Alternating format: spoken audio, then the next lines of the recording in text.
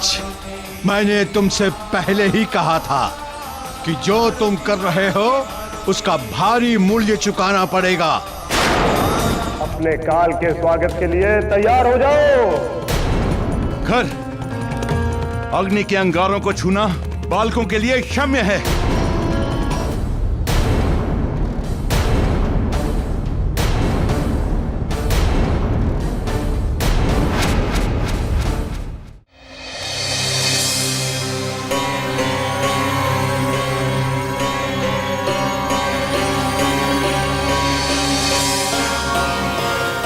कुंजर जी, मैं जो कर सकता था वो कर दिया।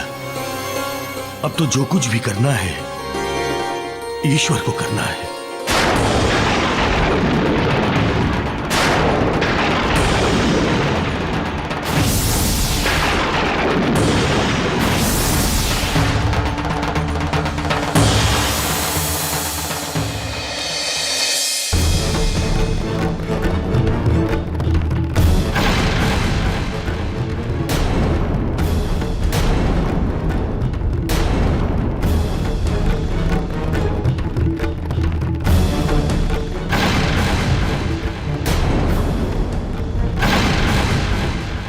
मारीच तथा खरदूषण, तुम लोगों ने मेरे माता पिता के साथ बहुत बड़ा अनर्थ किया है।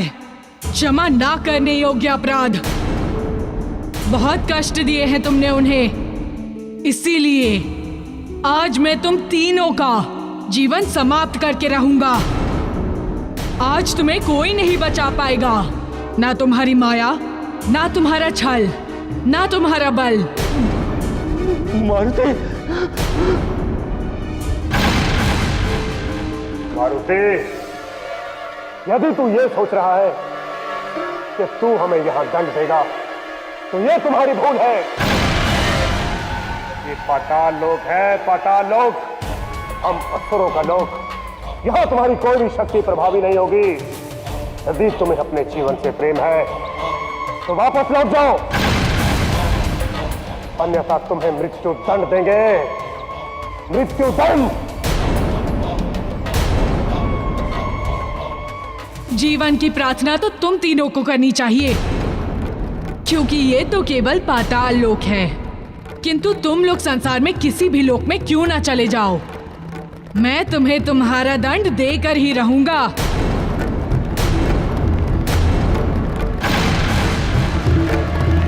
तो संभालो मारुति, मारुति।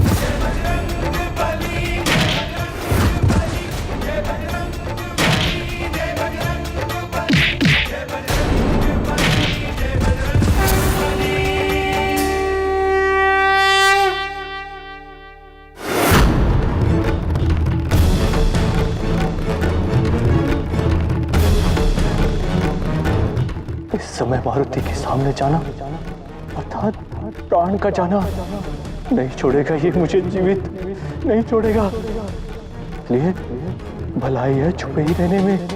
हाँ,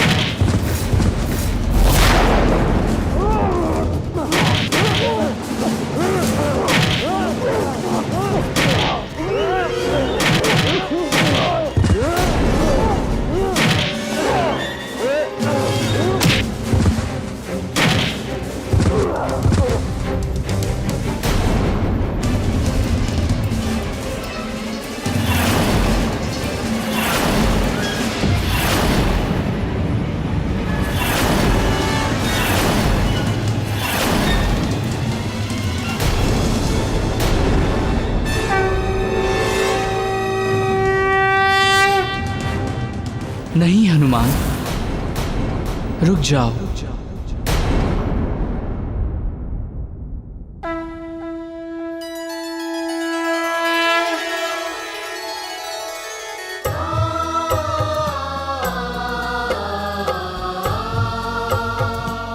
मेरे प्रभु श्री राम की ध्वनि, प्रभु का आदेश। मैं जानता हूं इन तीनों असुरों के पाप कर्मों को हनुमान, इनके समस्त दुर्विचारों, अत्याचारों को भी जानता हूं, तथा ये भी जानता हूं कि इन असुरों के लिए केवल मृत्यु दंड ही उपयुक्त दंड है।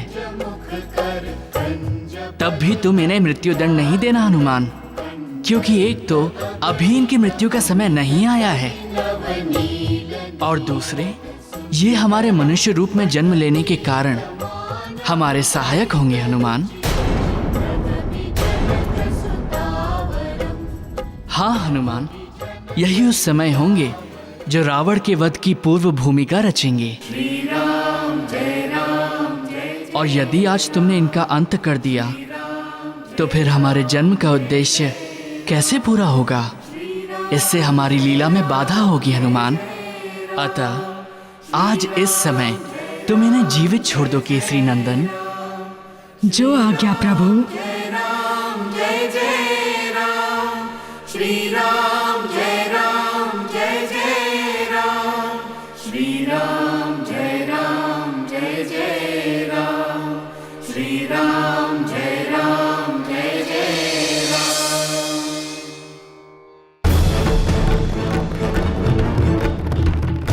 मारुति, मारुति, मारुति, मुझे क्षमा कर दो मारुति, मुझे क्षमा कर दो। मुझे मृत्यु से बहुत भय लगता है, मुझे क्षमा कर दो मारुति। मारुति, मेरा कोई दोष नहीं है। मैंने खरदूषण को समझाया था, किंतु इन्होंने मेरी एक नहीं मानी। मांझो, मांझो, बताओ मारुति को सत्य क्या है, बताओ। क्षमा कर दो हमसे। हाँ मारुति, क्षमा कर दो। हाँ मारुति, हमसे बहुत बड़ी भूल हो गई, बहुत बड़ी भूल हो गई। क्षमा कर दो मारुति, क्षमा कर दो, हमें क्षमा कर दो मारुति, क्षमा कर दो मारुति। जाओ, इस बार मैं तुम तीनों पापियों को क्षमा करता हूँ। बाल हनुमान महाकाल भगवान धाय, वैरिणी के अंत है तू गदा को उठायो है, वैरिणी के अंत है तू गदा को उठायो है, वैरिणी के अंत है तू गदा को उठायो है।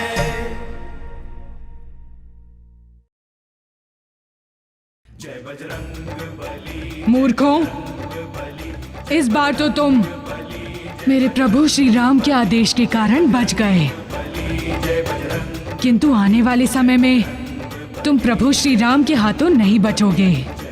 तुम्हारा अंत निश्चित है।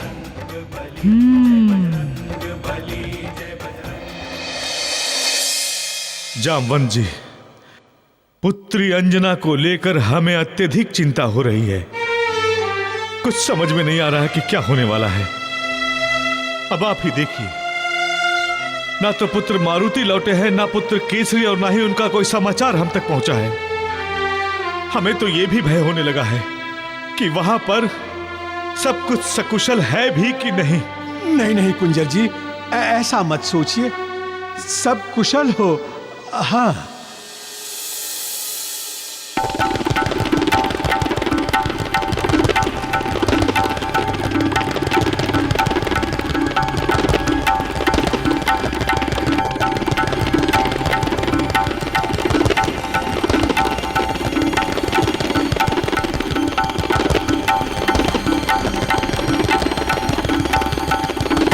पिताश्री, पिताश्री, उठिए पिताश्री, पिताश्री, उठिए ना।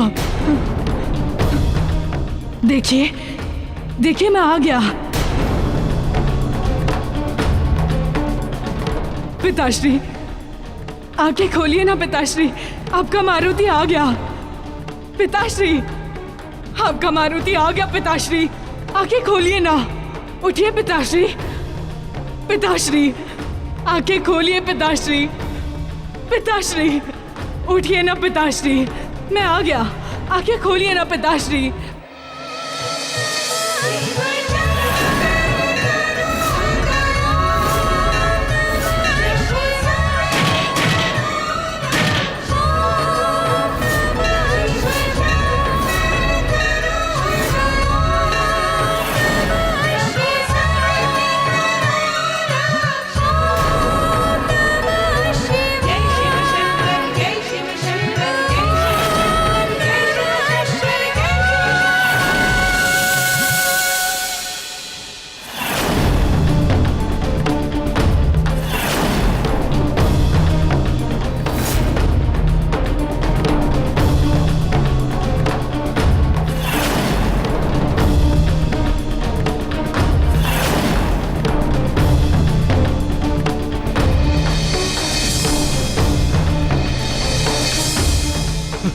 मारुति, मेरे पुत्र।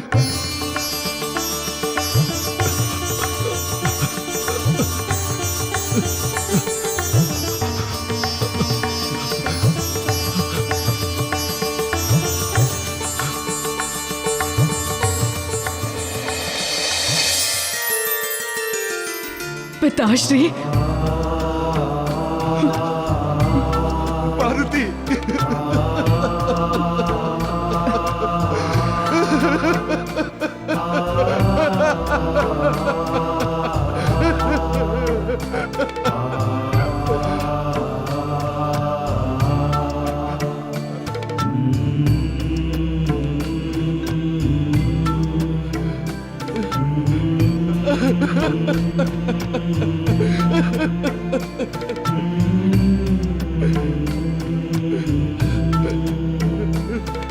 मारुति, तुम यहाँ असुरों की आवाज पर और ये सब कहाँ गए? पिताश्री, उन असुरों के अत्याचारों का दंड आपके पुत्र ने उन्हें दे दिया है। वो यहाँ से जा चुके हैं तथा वो कभी भी अंजन प्रदेश की सीमा के समीप भी आने का साहस नहीं करेंगे। मारुति, मारुति, मुझे गर्व है तुझ पर, गर्व है तुझ पर। संसार के प्रत्येक पिता को तुम जैसा पुत्र प्राप्त हो मारुति, तुम जैसा पुत्र प्राप्त हो मेरे लाल।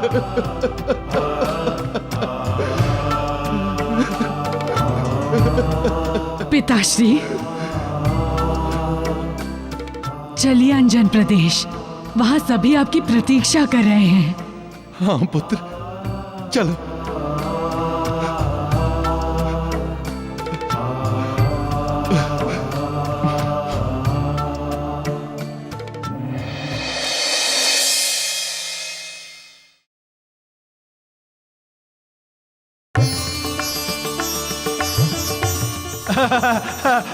वो देखिए, वो देखिए।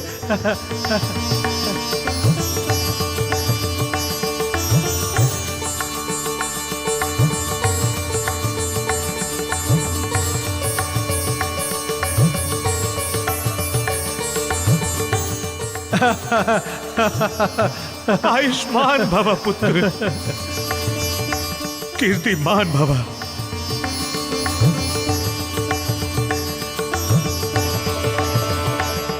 पुत्र, तुम सकुशल तो हो ना? पिताश्री, जिसकी अंजना जैसी पतिव्रता अर्धांगिनी हो और मारुति जैसा पुत्र हो, उसका अकुशल कैसे हो सकता है?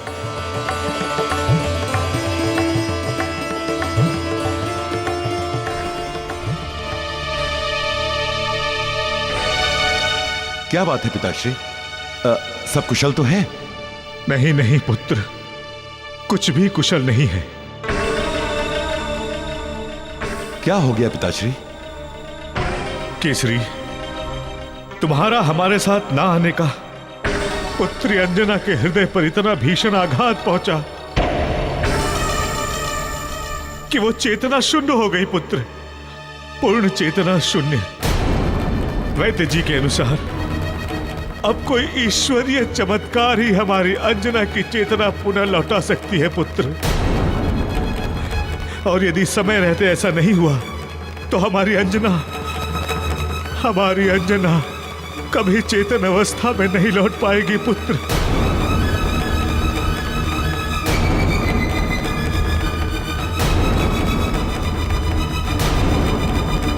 नहीं नानाश्री, ऐसा कदापि नहीं हो सकता,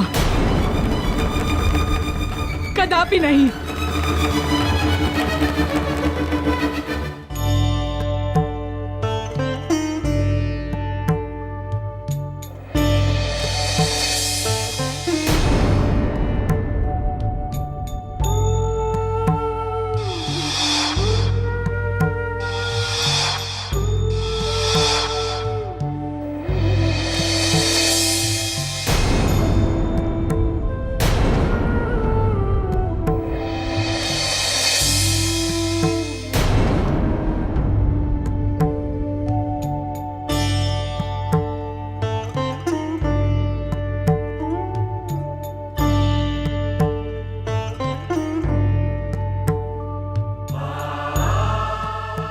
माँ, आंखें खोलो माँ।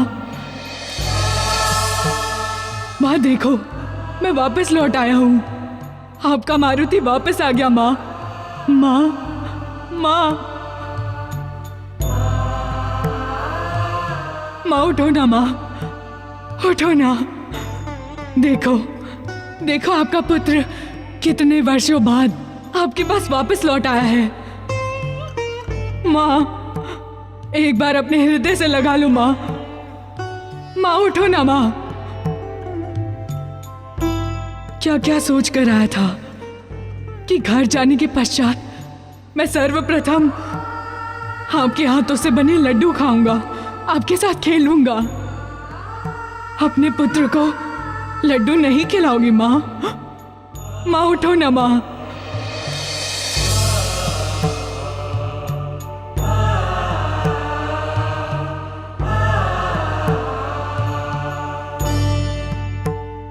वैद्य जी, मेरी माँ को क्या हुआ है?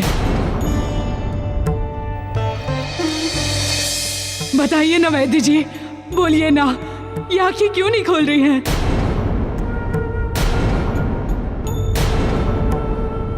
मारुति, अब मैं अपने मुख से क्या कहूं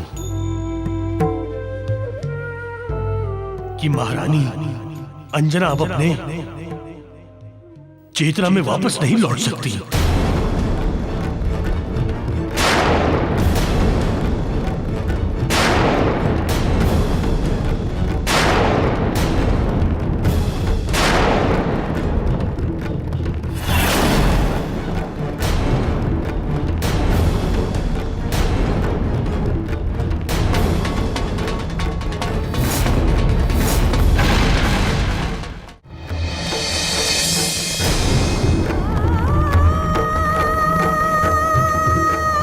मेरी माँ उठेंगी, बात करेंगी मुझसे।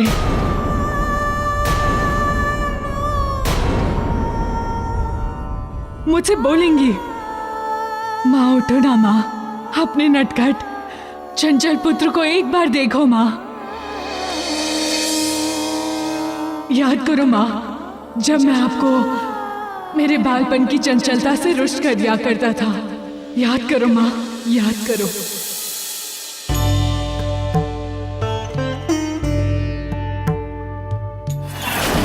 फिर आप मुझे रस्सियों से बांध दिया करती थी। उसके पश्चात मेरे रुदन से स्वयं पसीज भी जाती थी।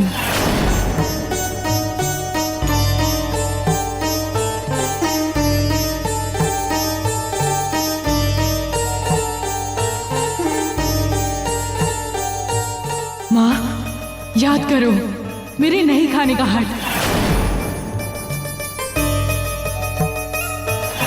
और आपका लड्डुओं का थाल लिए मेरे पीछे पीछे पूरे राजमहल में घूमना।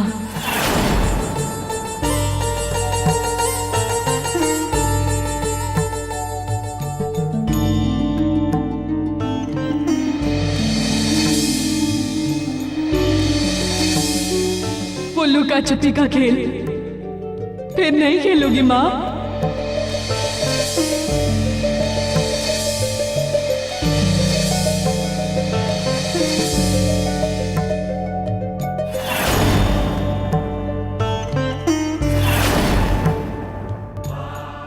चंचलता के कारण मेरे पीछे दौड़ते दौड़ते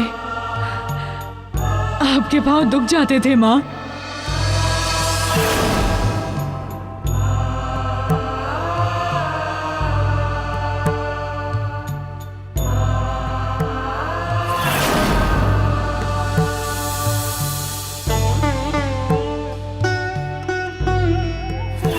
और आज जब मेरा आपकी सेवा करने का अवसर आया, इन श्री चरणों को छूकर आशीर्वाद लेने का अवसर आया, तो आप माँ एक बार आंखें खोलो माँ, अपने पुत्र को देखो माँ।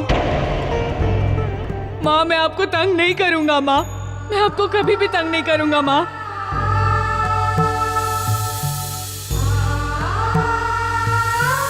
आंखें खोलो माँ, मुझे एक बार देख लो माँ। अपने पुत्र को देखो माँ, उठो माँ, माँ आंखें खोलो माँ, उठो ना माँ।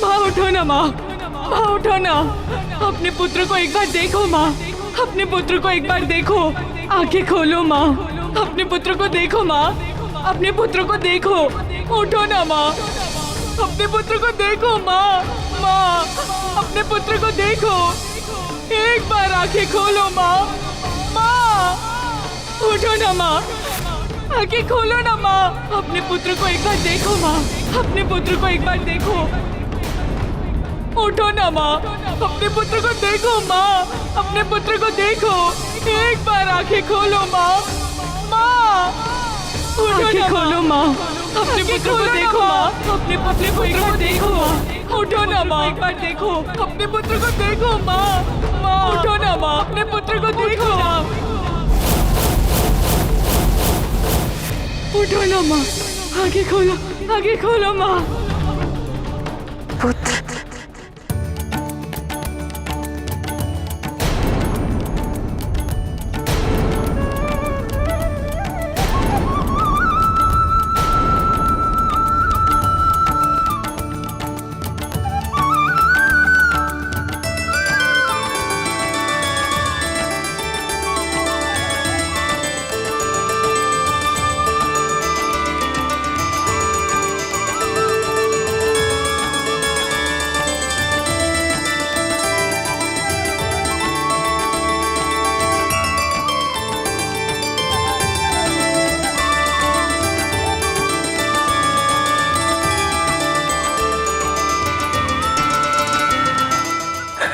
मारुति, मेरे लाल, तू आ गया।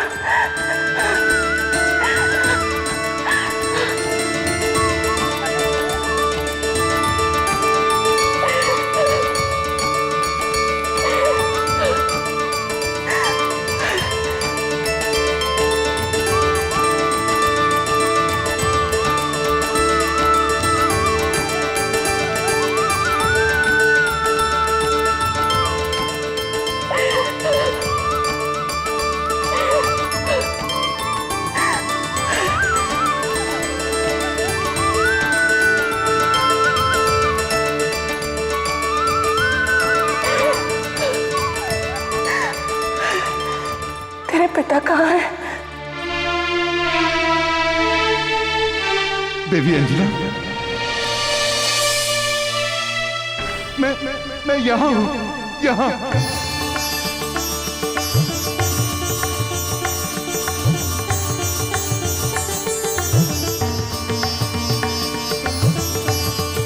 सैनिकों, मैं अंजन प्रदेश की महारानी अंजना तुम्हें आदेश देती हूँ, इस मायावी को बंदी बना लो, इस मायावी को बंदी बना लो।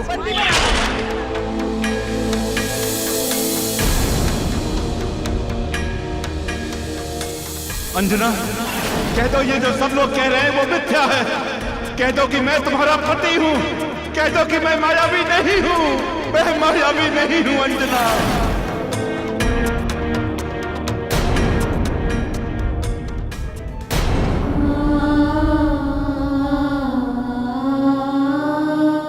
स्वामी, आपने मेरे कारण कितने कष्ट सहे, फिर भी वाणी में वही मधुरता। मैं देवी कहलाने की योग्य नहीं हूँ स्वामी, मैं देवी कहलाने की योग्य नहीं हूँ।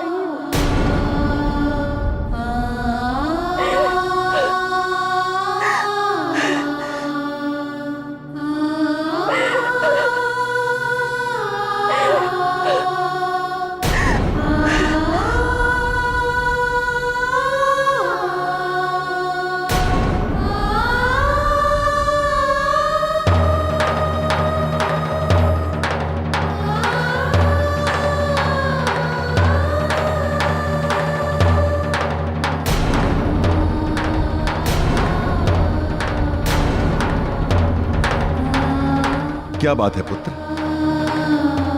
अंजना मुझे देखकर कक्ष से बाहर क्यों चली गई? पिताश्री, आपको ना पहचाने की आत्मग्लानि के कारण माँ कक्ष से बाहर चली गई। अपराध बोध के कारण माँ आपका सामना नहीं कर पाए पिताश्री। आत्मग्लानि क्यों? अपराध बोध कैसा? उनके अंतः में बैठे भाव को मैं दूर करूंगा। हाँ पिताश्री, ये केवल आप ही कर सकते हैं।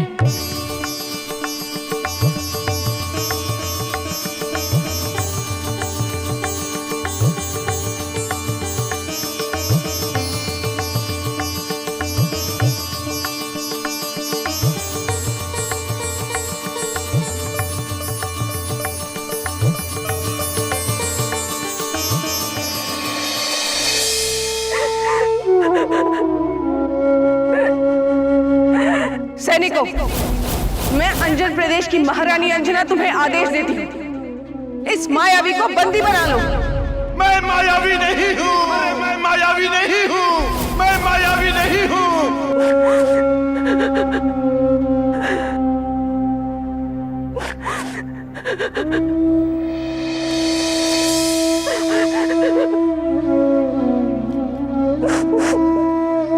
अंजना, स्वामी, मैं आपकी अपराधिनी हूँ,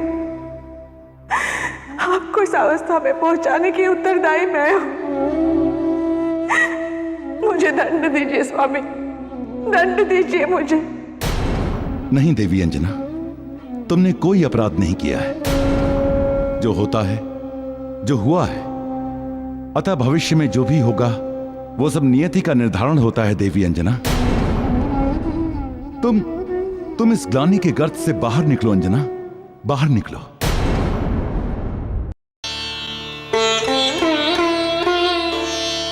स्वामी, आपकी सहानुभूति के लिए मैं आपकी आभारी हूँ, किंतु मैं अपराधिनी हूँ। इससे बड़ा अपराध और क्या हो सकता है कि आपके बार बार कहने के बाद भी कि मैं मायावी नहीं हूँ, मैं केसरी हूँ, महाराज केसरी, आपका पति केसरी। मैंने आपकी बातों पर विश्वास नहीं किया। एक स्त्री अपने ही पति को ना पहचान पाए, मुझे तो अपने प्राण त्याग देने चाहिए। मेरे इस संदेह के कारण आपको कितनी यातनाएं झेलनी पड़ी स्वामी। कैसे भूल जाऊं अपने अतीत में किए हुए इस कृत्य को, मैं कैसे भूल जाऊं स्वामी। मेरे इस पाप का प्रायश्चित तब होगा जब आप मुझे अपने हाथों से दंड दें। कठोर यातना दीजिए मुझे स्वामी, मुझे दंड दीजिए, दंड दीजिए।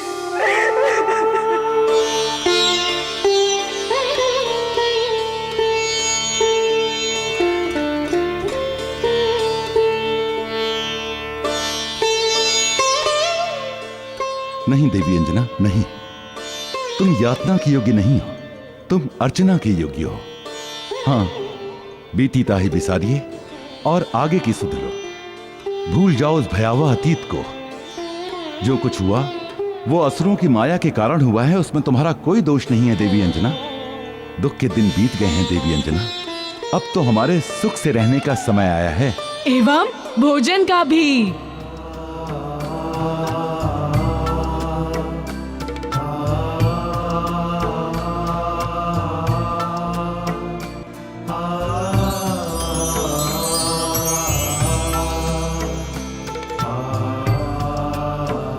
मारुति,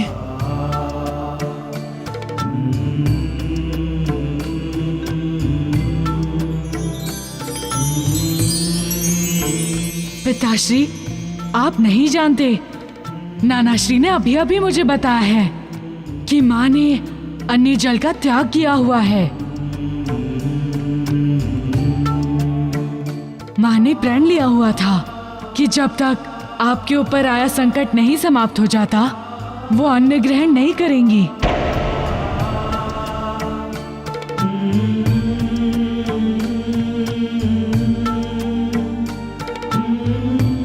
किंतु अभी तो सारे संकट समाप्त हो गए, इसलिए अभी मैं अपने हाथों से आप दोनों को भोजन कराऊंगा।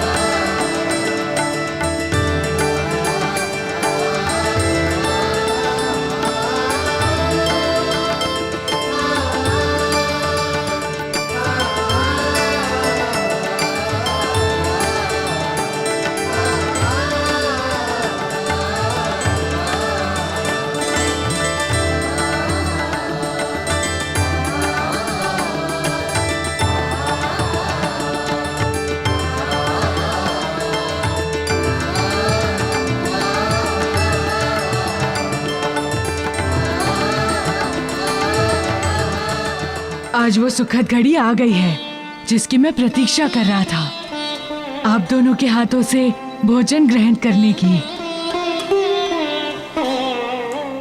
मारुति, अब तो तू हमें छोड़कर कहीं नहीं जाएगा ना? नहीं माँ, अब मैं कहीं नहीं जाऊंगा। मैंने अपनी शिक्षा पूर्ण कर ली है। गुरु सूर्यदेव के आदेश पर अब मैं आप लोगों के साथ यही अंजन प्रदेश में ही रहूंगा। मेरे लाल, अब तू हमें छोड़कर कहीं मत जाना, यही रहना हमारे साथ।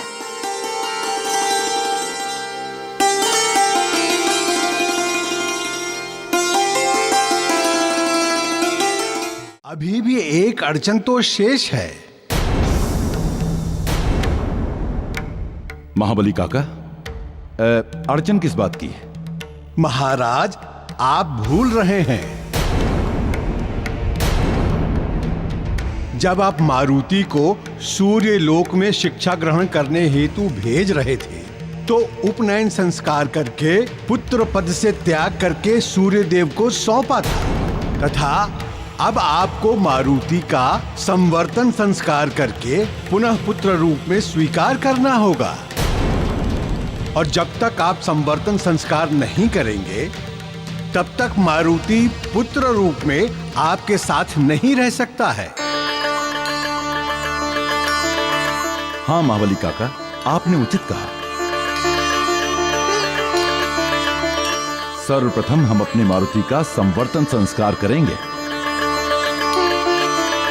आप संवर्तन संस्कार की पूर्ण विधि व्यवस्था कीजिए।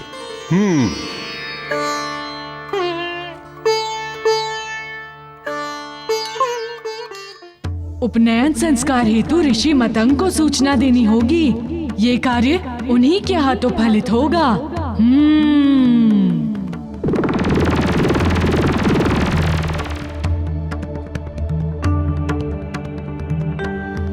प्रभु, आपका आदेश पाकर मैं धन्य हो गया। प्रभु, आपका उपनयन संस्कार कराने का सुअवसर मुझे प्राप्त हुआ था प्रभु, और आज आपका संवर्तन संस्कार कराने का सुअवसर भी मुझे ही प्राप्त हो रहा है।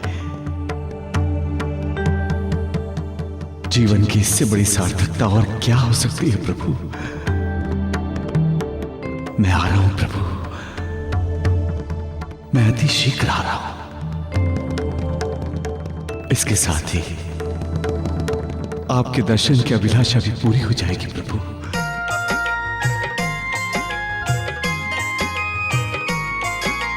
समवर्तन संस्कार, समवर्तन संस्कार। समवर्तन संस्कार, समवर्तन संस्कार, समवर्तन संस्कार, समवर्तन संस्कार।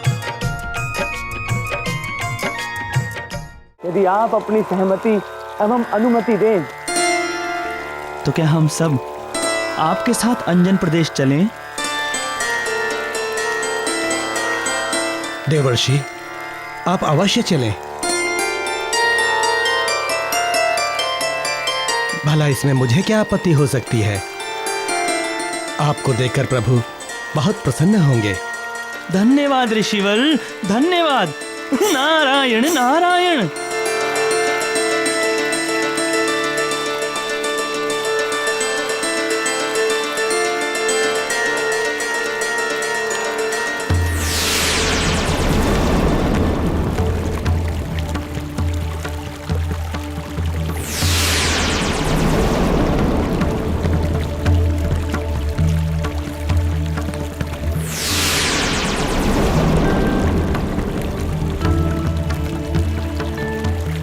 नारायण नारायण।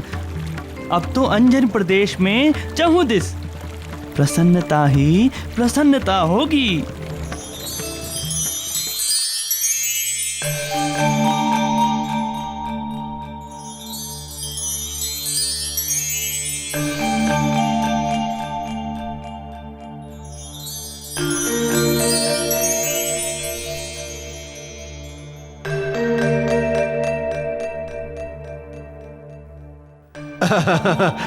क्या बात है प्रभु, लड्डुओं के मध्य होकर भी आप लड्डुओं के मध्य अकेले हैं। तात्पर्य, आपने अभी तक एक भी लड्डू को हाथ तक नहीं लगाया। कैसे हाथ लगाता? आप तो जानते हैं कि माँ जब तक अपने हाथों से नहीं खिलाती मैं कुछ नहीं खाता। उनके हाथों से खाए बिना कुछ भी रुचकर लगता ही नहीं है। क्या करूं काका? प्रभु, संभवतः माता ये सोच रही होंगी कि अब तो मारुति बड़ा हो गया है, स्वयं ही लड्डू खा लेगा, फिर अपने हाथों से खिलाने की क्या आवश्यकता। काका, पुत्र कितना बड़ा क्यों ना हो जाए, किंतु माँ के लिए सदैव नन्हा रहता है।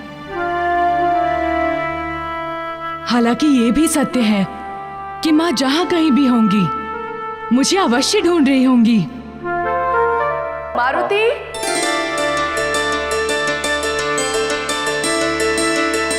लो, तुम यहाँ बैठे हो इन लड्डुओं के मध्य और मैं तुम्हें पूरे महल में खो जाए।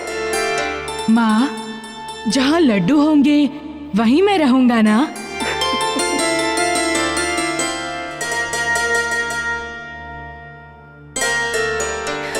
वो तो अच्छी बात है, किंतु तुमने एक भी लड्डू खाया क्यों नहीं? कैसे खाता? क्यों? अपने हाथ से खिलाएंगी तभी तो खाऊंगा।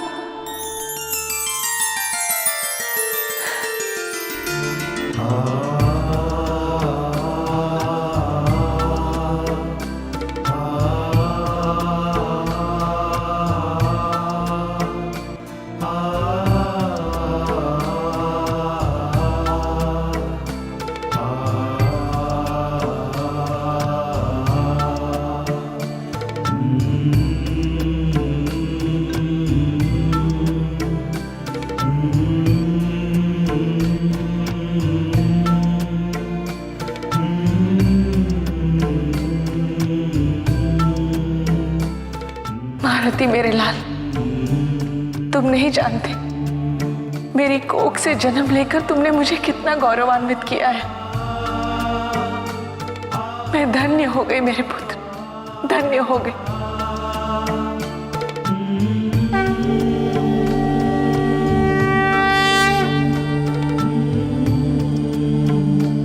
माता, तुम्हारा पुत्र होकर तो मैं धन्य हुआ हूं। मैंने कभी माता का सुख देखा ही नहीं था। मैं तो शिव रूप में अजन्मा था, किंतु तुमने मुझे जन्म देकर धन्य किया। माता, तुम्हें कोटि कोटि प्रणाम।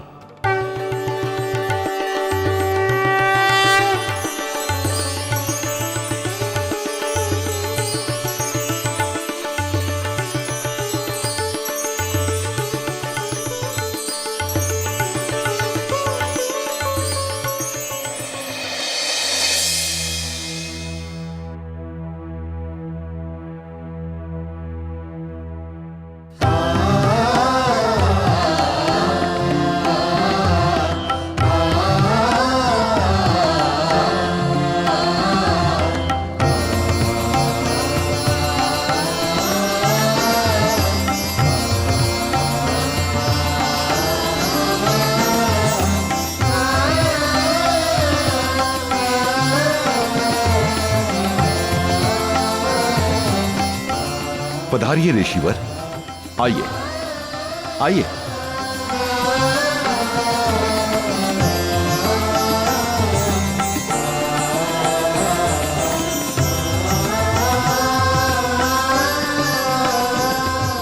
पधारिए। अंजन प्रदेश में आपका हार्दिक स्वागत है। आसन ग्रहण कीजिए ऋषिवर। आयुष्मान भव। ऋषिवर, आज आपका आगमन अत्यंत उचित समय पर हुआ है।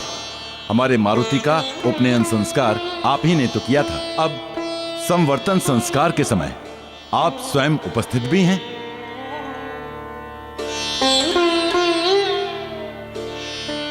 महाराज केसरी, गुरुकुल से शिक्षा प्राप्त कर लौटे विद्यार्थी हेतु ये संस्कार परम आवश्यक है। समय कितनी शीघ्रता से बीत जाता है ऋषिवर। देखिए ना, अभी कुछ दिनों पूर्व ही मारुति के गुरुकुल जाने हेतु आपने उसका उपनयन संस्कार किया था। अब आप ही के कर कमलों द्वारा उसका संवर्तन संस्कार भी संपन्न होगा। ये तो मेरा सौभाग्य होगा कुंजर जी।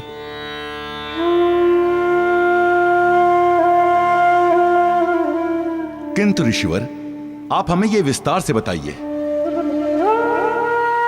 कि यह संस्कार होता क्या है और इसके करने के विधि विधान हैं क्या? अवश्य राजन। इस संस्कार का उद्देश्य यह है कि जब शिष्य गुरु के यहां से वेदों का अध्ययन कर उन वेदों में लिपिबद्ध समस्त ज्ञान को प्राप्त कर तथा ब्रह्म तेज से युक्त होकर अपने गृह लौटता है, तो गृहस्थ आश्रम में पुनः प्रवेश हेतु उसका संवर्तन संस्कार किया जाता है। इस संस्कार के बिना शिष्य गृहस्थ जीवन में पुनः प्रवेश नहीं कर सकता। ऋषिवर, इस संस्कार को करने की विधि क्या है? इस संस्कार में सबसे पहले गुरु के यहाँ से शिक्षा प्राप्त कर लौटे शिष्य को दुग्ध एवं जल से स्नान कराया जाता है। तत्पश्चात 8 अलग अलग कलशों में भरे हुए शुद्ध जल से स्नान कराकर उसे शुद्ध कराते हैं।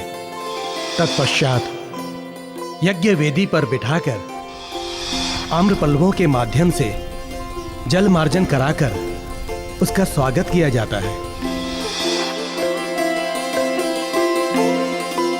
तत्पश्चात योग्य ऋषि एवं गुरु द्वारा शिष्य को पूर्वाभिमुख बिठाकर उसके हाथों मंत्रों उच्चार के साथ हवन कुंड में समस्त देवताओं के लिए आहुति डलवाई जाती है। बालक के माता पिता गुरु से आज्ञा लेकर उसे गृहस्थ जीवन के वस्त्र एवं अन्य सामग्रियां भेंट करते हैं और गृहस्थ जीवन में प्रवेश हेतु उसका स्वागत करते हैं। तत्पश्चात माता अपने हाथों पुत्र को अंजन लगाती है और नए वस्त्र आदि धारण करवाती है। तब बालक को दर्पण में उसका मुख दिखलाया जाता है।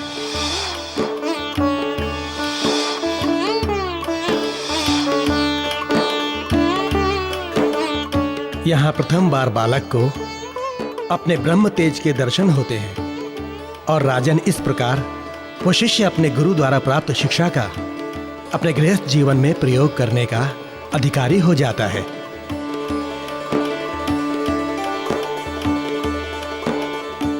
ब्राह्मण कुमार, ऋषिवर के कहे अनुसार हमें इस संस्कार की तैयारियां करनी होंगी।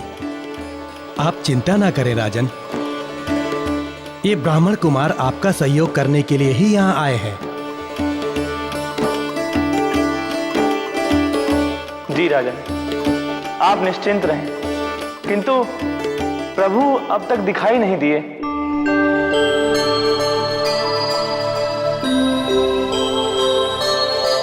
प्रभु? कौन प्रभु?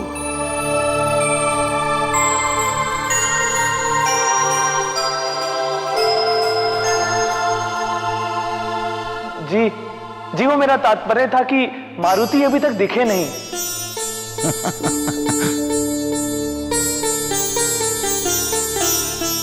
वो तो अपनी कक्ष में होगा।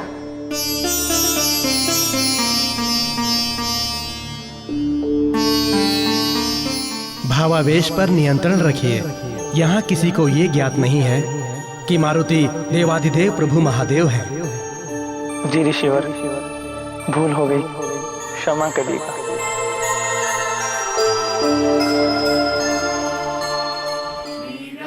श्री राम, श्री राम, श्री राम, श्री राम, श्री राम, श्री राम, श्री राम, श्री राम, श्री राम, श्री राम। हनुमान,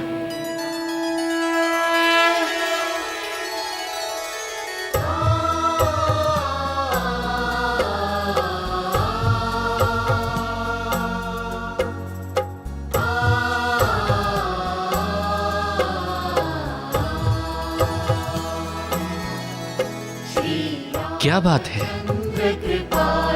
आज तुम अत्यंत प्रश्नाकुल प्रतीत हो रहे हो। प्रभु, मेरे आदि एवं अंत दोनों आप ही तो हैं। मैं तो इस संसार में आप ही के लिए आया हूँ, आपकी सेवा हेतु।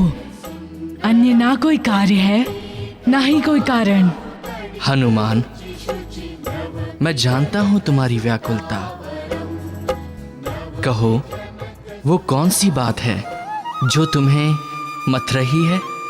प्रभु, आप तो सब जानते हैं, अंतर्यामी हैं आप प्रभु।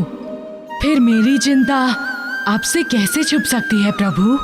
प्रभु, आज मेरा संवर्तन संस्कार होने जा रहा है, अर्थात गृहस्थ जीवन में प्रवेश। और आप तो जानते हैं प्रभु कि मैं गृहस्थ जीवन हेतु नहीं जन्मा हूं। मैं तो सदैव ब्रह्मचारी रहना चाहता हूं, जिससे मैं पूरी तन्मयता से आपकी सेवा कर सकूं। कृपया मेरा मार्गदर्शन करें प्रभु। हनुमान, तुमने जिस समाज में जन्म लिया है, तुम्हें वहां के संस्कारों को ही अपनाना चाहिए। संवर्तन संस्कार गृहस्थ जीवन में प्रवेश की एक व्यवस्था है, एक परंपरा है।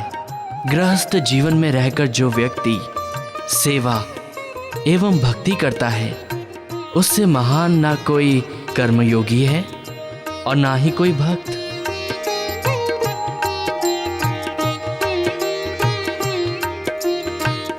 प्रभु, मैं आपका आशय समझ गया, किंतु मैं इस संसार में आपकी सेवा अर्थ आया हूं और आपकी सेवा में ही रहूंगा प्रभु।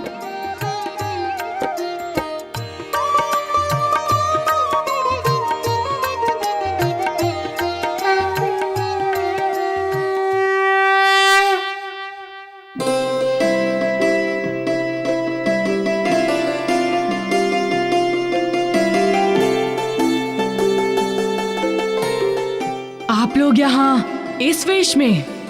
प्रभु, आपके दर्शन की अभिलाषा को मन में रोक नहीं पाया, इसीलिए वेश बदलकर ऋषि मदन के साथ आपके समवर्तन संस्कार में सम्मिलित होने आ गया। प्रभु,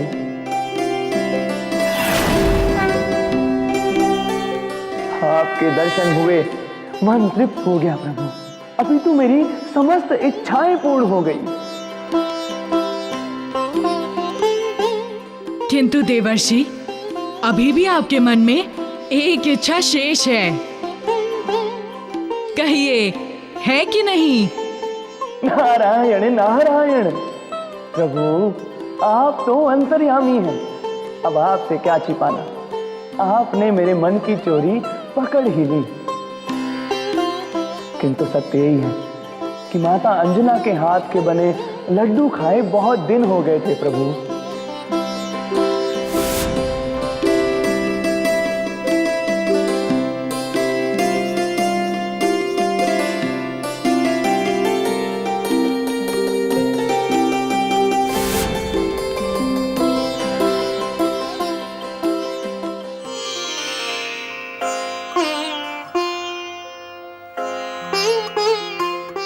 आप लोग यहाँ?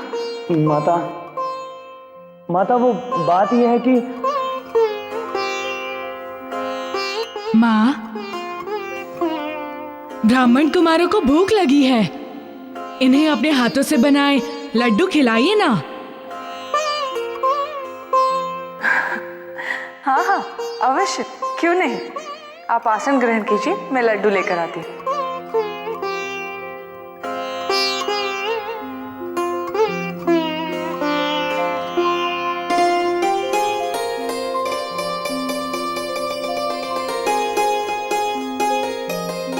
आप लड्डू खाइए, मैं आती हूँ।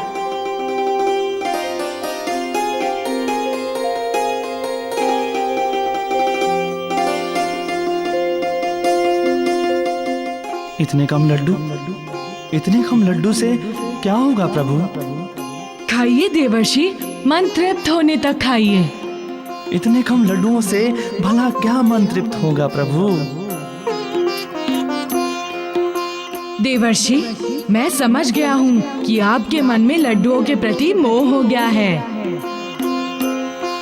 इसीलिए आपको कम लग रहे हैं। किंतु निश्चिंत रहिए, ये साधारण लड्डू नहीं है, मेरी माँ के हाथों के बने लड्डू हैं। आप खाना तो प्रारंभ कीजिए।